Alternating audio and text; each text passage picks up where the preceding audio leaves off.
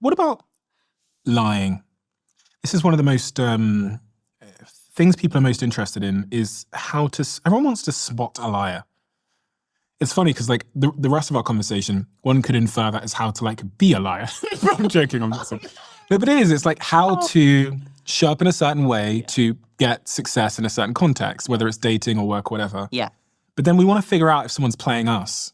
Is it possible to spot a liar? Most people can only spot a lie with 54% accuracy. They've actually studied the average person is very bad. You're better off tossing a coin. Yeah. 54% accuracy. We are very bad at spotting liars. And this is important to know about yourself, is we should not overestimate our ability to spot lies. We are usually not good at it.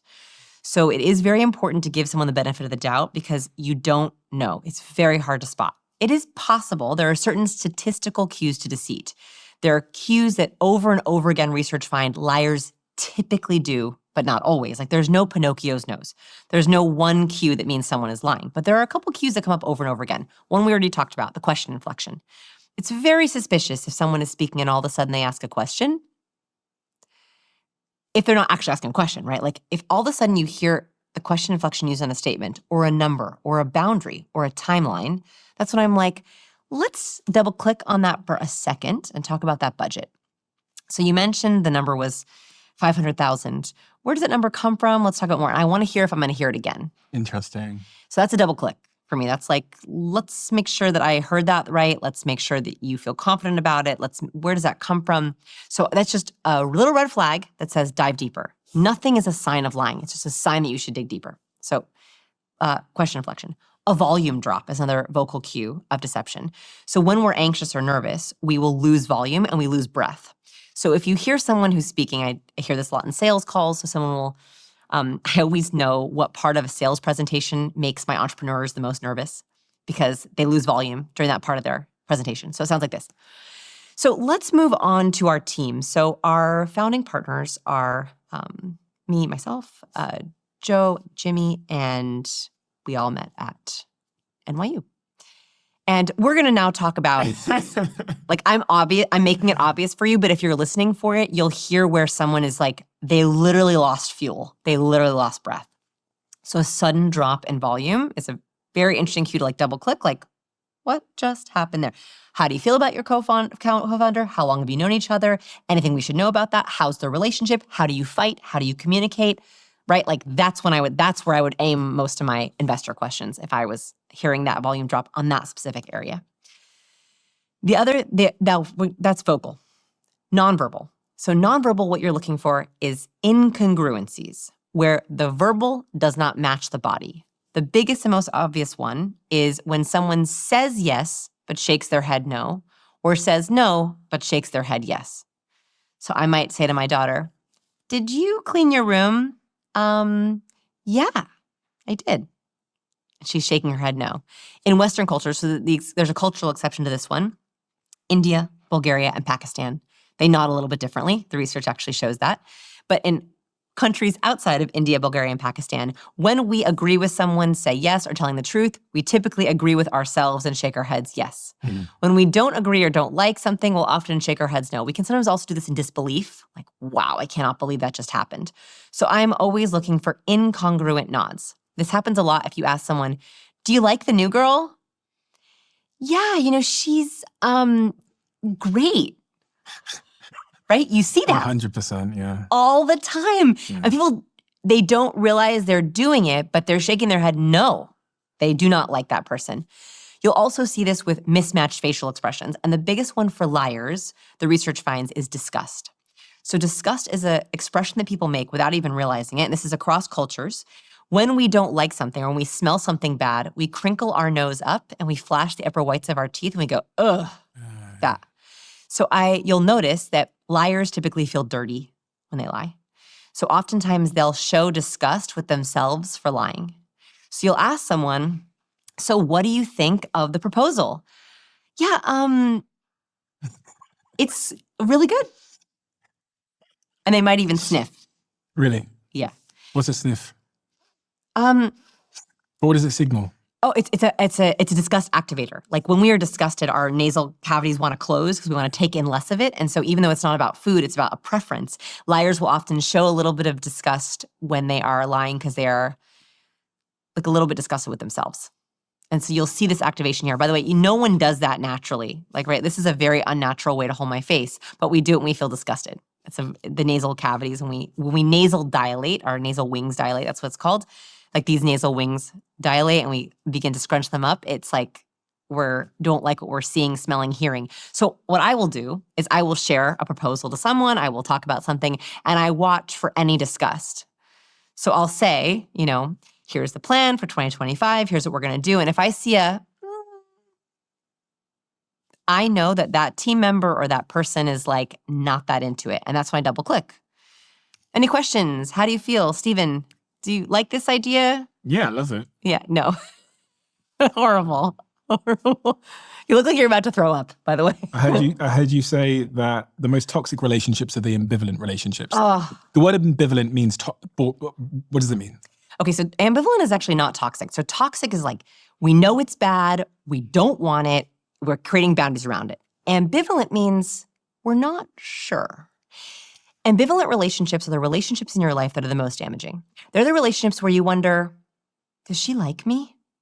Do I like her? Ugh, I wish she would cancel this dinner we have. Am I tired after that? I'm dreading it. Do I have to go? Gosh, I wish I was home. Those are ambivalent relationships where you're not sure. And they are so energetically draining. Because a toxic person, they're toxic.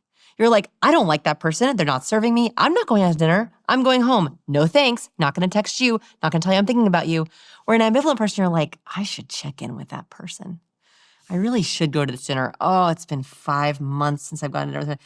Oh man, do I even know what they're up to these days? Do I even care? And then most importantly, do they like me? Do they support me?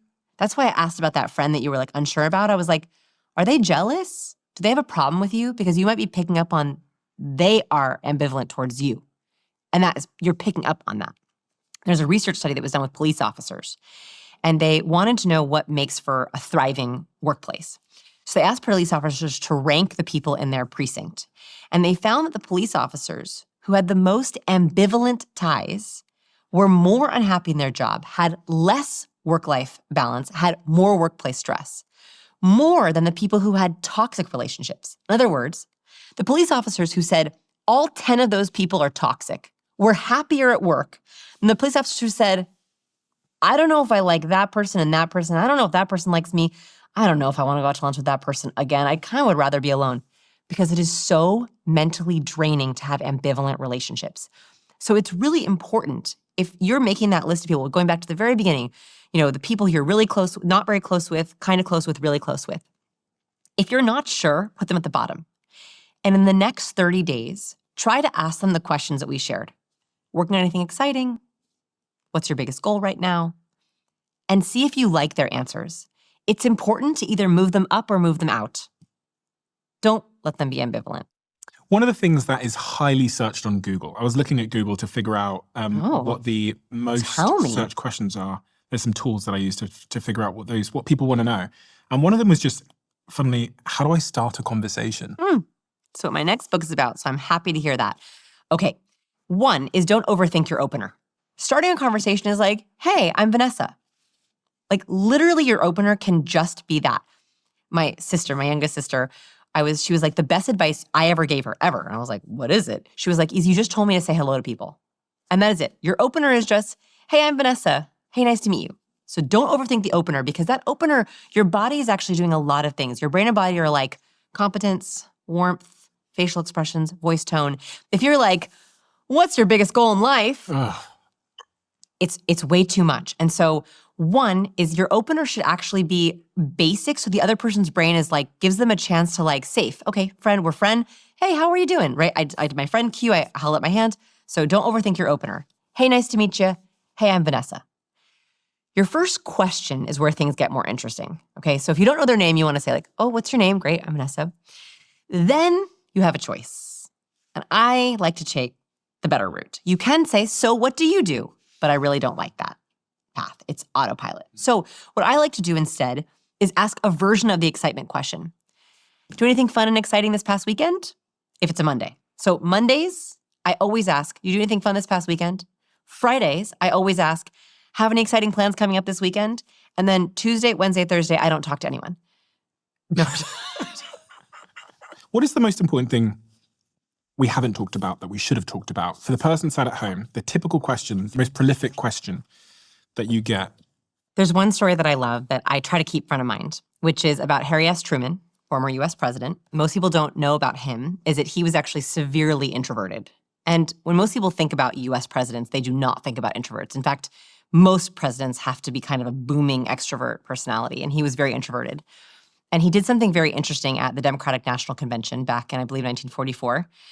He knew he was not a good public speaker, which also is very rare for a US president to become president without being a good public speaker. He knew he could not cut it on stage with the very charismatic people, and he was behind. In the polls, he was not the preferred candidate. So he was like, I'm not going to compete on stage. I'm not going to try to outspeak them. I'm not going to try to go work the floor and shake hands. It's not my way. What I am going to do is try to find a way to do what I'm best at, which is one-on-one conversations where I can win people over with an argument. So in the Democratic National Convention, it was really hot. It was in Chicago in the middle of summer. He rented the one air-conditioned room in the bottom, in the basement of the convention center. And one by one, his team would invite person by person down into that air-conditioned room, and he would tell them his story. He would tell them his points, and vote by vote. And as the votes were being tallied, he would win over every single person that went to that room.